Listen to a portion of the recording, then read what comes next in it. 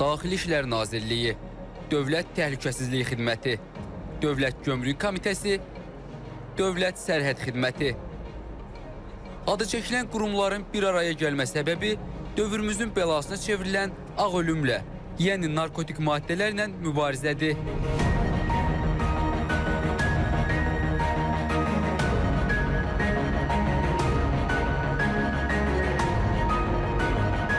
Dövlət Komissiyasının daimi fəaliyyət göstərən işçi qrupunun komissiya üzvləri müxtəlif istiqamətlərdən Azərbaycana gətirilərkən ələ keçirilən narkotik maddələri məhv etmədən öncə qeydiyyat alırlar.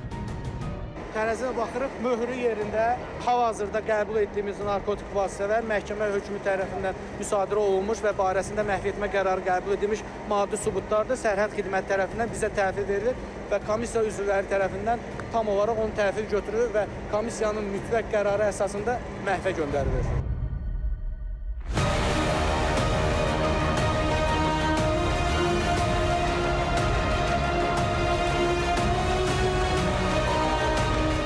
Proses çərçivəsində Qarabazar dəyəri 164 milyon manatdan çox olan 5 tondan artıq narkotik vasitə yandırılaraq məhv edilib. Qeyd edim ki, məhv edilən narkotik vasitələr son 3 il ərzində hüquq mühafizə orqanlarının keçirdiyi əməliyyatlar zamanı ələ keçirilib.